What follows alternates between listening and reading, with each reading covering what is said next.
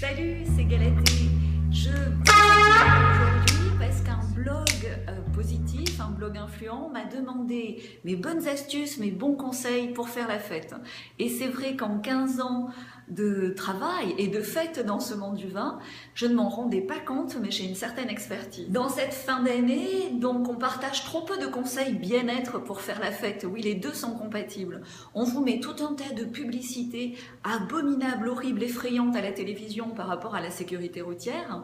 Et bien évidemment, on oublie l'essentiel, comment faire la fête de façon positive, de façon saine et de façon joyeuse, bien sûr. Donc, ne me faites pas dire ce que je n'ai pas dit. Vous avez sécurisé votre transport, bien sûr, ou vous faites la fête à la maison. Ceci étant réglé, il est temps de célébrer, il est temps de se lâcher, il est temps de s'amuser, de danser, de frôler, juste de frôler sa limite, pour vivre l'instant présent et vivre des instants de partage mémorables. Alors, quels sont mes conseils? Quelles sont mes 5 astuces? Ma première astuce pour faire la fête positivement est extrêmement importante. Vous la connaissez peut-être déjà, mais elle fait toute la différence. Il s'agit de faire la sieste.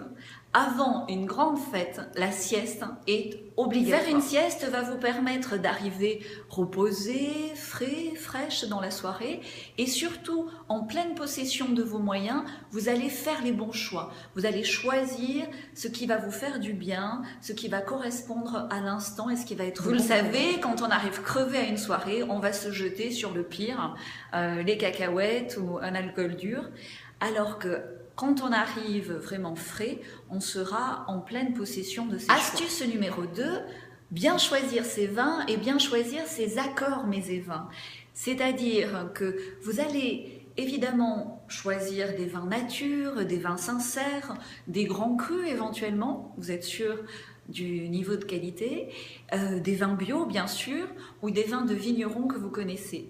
Évitez à mon sens sur la fin de l'année où on est quand même tous dans des périodes où on est un peu fatigué, évitez les alcools durs, évitez les alcools blancs, réservez le Morito au 15 août et choisissez vraiment des vins qui vont vous réchauffer de l'intérieur, en particulier en prenant un soin particulier, alors j'ai dit 2 fois particulier mais on s'en fout. On est là pour s'amuser, vraiment de choisir, par exemple, j'aime bien faire un accord avec quelque chose de frais et faire un accord avec quelque chose de chaud et de cuit et de marier comme ça, de vraiment pouvoir faire plusieurs petites choses de petites quantités mais qui sont extraordinaires et exceptionnelles en tant que telles tout au long de la soirée. Astuce numéro 3, et celle-là elle vaut de l'or aussi. Alors mon astuce numéro 3 pour vous messieurs et vous mesdames également, on en parle trop peu souvent, mais il est essentiel, surtout sur la fin de l'année, puisqu'on ne peut pas marcher pieds nus sur la plage, de bien se chausser. Vous allez faire une fête extraordinaire et vous allez vraiment voir la différence en termes de circulation du sang, en termes de groove, d'envie de danser, si vous vous chaussez confortablement. Mais bien sûr, une paire de baskets avec une robe du soir, ça peut être un petit peu délicat. Par contre, si vous prenez des baskets compensées, alors je voudrais vous montrer, je ne suis pas sûre d'y arriver. Voilà, ben, ça va à la fois moderniser votre look, vous allez être en hauteur mesdames et très confortable tout au long de la soirée, vous allez sentir aucune fatigue, d'autant plus que la sieste vous aura revigoré. Quatrième astuce, c'est de boire beaucoup, mais de boire beaucoup d'eau. Prenez au moins 2 fois plus d'eau que de vin. Et votre organisme va parfaitement pouvoir, du coup, en étant hydraté, assurer toutes ses fonctions et éliminer les excès éventuels. En tout cas, vous en remettrez très facilement. Donc, 2 fois plus d'eau que de vin et de l'eau avec un pH, si vous le pouvez, basique, de l'eau de qualité, de l'eau minérale en bouteille de verre, si c'est possible. Et alors, si vous allez jusqu'au bout de ces astuces, ajoutez un jus de légumes si vous finissez au tout petit matin, avant de vous coucher au petit matin, un petit jus de légumes comme ça.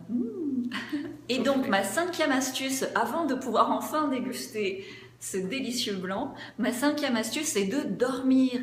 Évidemment, vous pouvez enchaîner les soirées, mais l'idéal est de dormir, d'avoir vraiment 1 ou 2 journées complètement off, avec des grasses matinées, avec des siestes. Surtout, évitez, vous pouvez faire la fête positivement, vous pouvez vous régaler, c'est extrêmement sain, mais évitez d'enchaîner une fête en coucher tardif, un lever tôt pour recommencer sur un déjeuner trop copieux.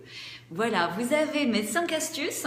En travaillant dans le vin, j'ai la chance de pouvoir déguster des verres de vin avec intelligence au bureau, donc je vais en profiter. Je vous souhaite d'excellentes fêtes. J'espère que cette vidéo vous amuse autant que je me suis amusée à la faire. Et je vous dis à très bientôt pour d'autres conseils. Si vous likez, je vous ferai des vidéos sur le choix du vin ou d'autres infos qui peuvent vous intéresser dans ce domaine. À bientôt. Ciao. J'allais oublier de goûter.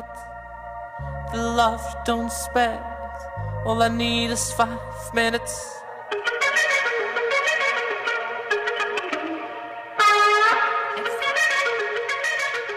All I need is